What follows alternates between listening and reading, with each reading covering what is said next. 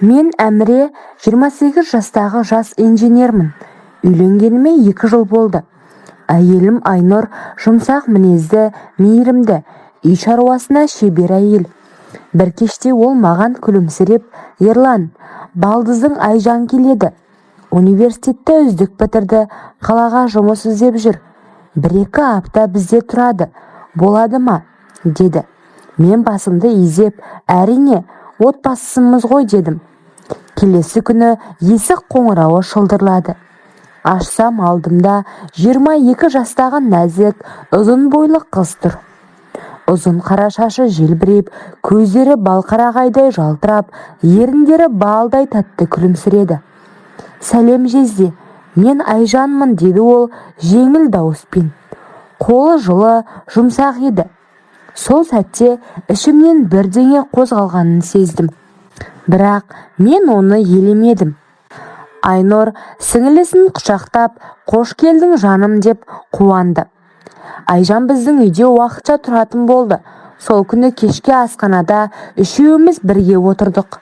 Айжан университетті қызық оқиғаларын, студенттердің күлкілі әңгімелерін айтып күлдіріп отырды. Дауысы сыңғырлап, күлкісі жүректі жылтатын еді. Мен оның сөзін тыңдап, кейде өзім де қосылып күлетінмін. Айнұр, менің сіңілім балдай ғой деп әркімді өзінің жылылығымен баурап алады, деді мақтанып. Сол күні жатын орныма жатқанда Айжанның күлкісі еріксіз ойыма оралып, ұйқым келмей біраз уақыт жаттым. Бұл тек балдыз ғой. «Әміре, есіңді жи» дедім өз-өзіме. Айжан жұмыс іздеп жүргенде резюмесі мен хаттарын түзетуге көмек сұрады. Кешке компьютердің алдында бірге отырдық. Мен оған кеңес беріп, мәтіндерін өңдедім. Иығымыз тиісіп қалғанда екеуміз де қысылып, бір-бірімізден көзімізді ала қаштық. «Рахмет жезде, сенсіз мен бұл қаланың есігінде таба алмас едім» деді ол ұялып, беті қызарып. Сол сәтте оның иісі, жеңіл гүлді қош иіс, менің ойымды шатастырды. Айнұр жұмыстан келгенде мен оған еш нәрсе айтпадым. Екеуміз де тауға шығуды, табиғатты ұнататын болып шықтық. Айнұр жұмыста болған. Бір демалыс күні Айжанмен екеуміз қысқа серуенге шықтық. Жолда ол өзінің армандарын, болашаққа деген үмітін айтты.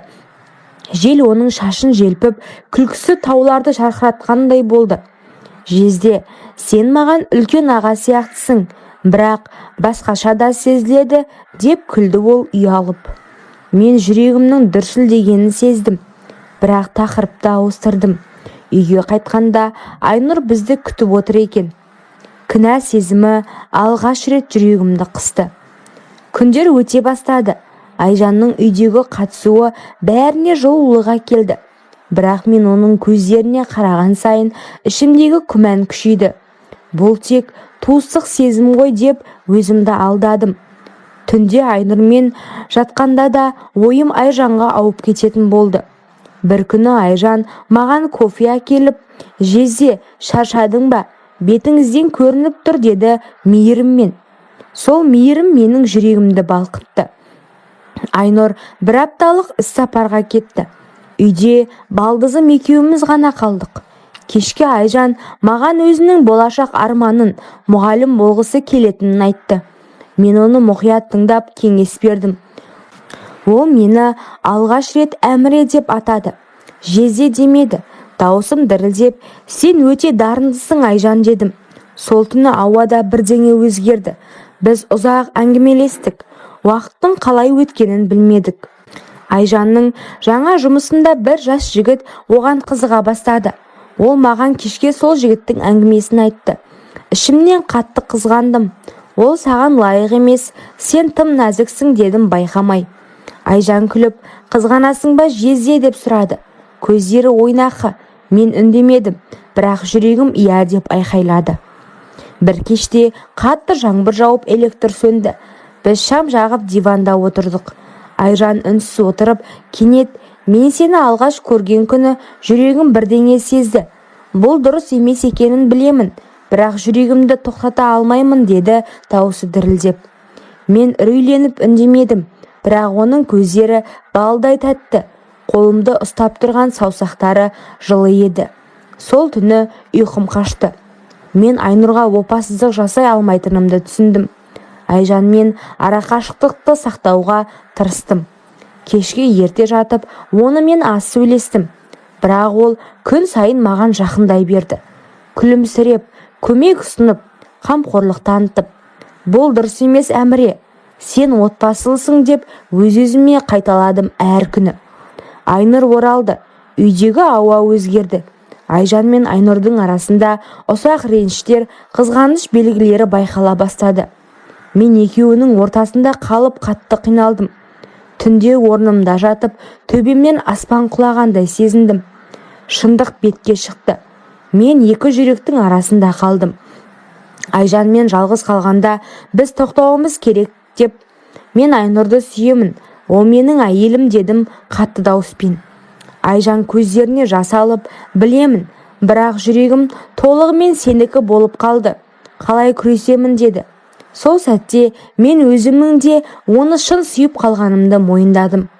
Айнұр біздің арамыздағы өзгерісті сезді. Бір күні, сен Айжанды қалай қарайсың? Көздерің өзгерді деп, көздеріне жас алды. Мен бәрін жоққа шығардым. Бірақ ішімдегі дауыл тоқтамады. Үйдегі атмосфера ауырлады. Айжан басқа пәтер жалдап, көшуге шешім қабылдады. Көшіп бара жатқан күні ол маған қарап, мен сені күтемін, қанша уақыт кетсе де, деді дауысы сызылып. Мен үнсіз тұрдым. Жүрегім екіге жарылғандай болды. Айжан кеткен соң үй бос, суық сияқты болды. Айнұрмен қарым-қатынасым салқындады. Сөйлесу аз болып, күн сайын Айжанның хабарламаларын оқып, жауап бермей қиналдым. Жалғыздық мені жеп жатты. Бір айдан кейін Айнұрмен отырып, бәрін ашық айттым. Ол ұзақ жылады. Содан кейін мен сездім, бірақ сен таңда, мен сені мәжбүрлемеймін деді. Мен өмірдегі ең ауыр таңдау алдында тұрдым. Айжанды тауып, кофеханада кездестім. Ол жұқа күлімсіреп, көздері үмітпен жарқырап тұрды. Балдызым, сенсіз өмір балсыз, дәмсіз болды дедім. Ол жылап құшақтады. Сол құшақта барлық күмән жоғалды. Айнұрмен бейбіт ажырастық. Ол соңғы сөзінде сіңілімді бақытты ед, мен кешіремін деді. Бұл сөз жүрегімді жаралады, бірақ шындық еді. Өмір жаңа бетін ашты. Айжанмен бірге жаңа пәтерге көштік. Ол мұғалім болып жұмысқа тұрды. Мен оны күн сайын балдай деп атап сүйетінімді көрсеттім. Кештеріміз ұзақ әңгімелер мен күлкіге толы болды. Бір жылдан кейін біздің шағын үйімізде ұлымыз дүниеге келді.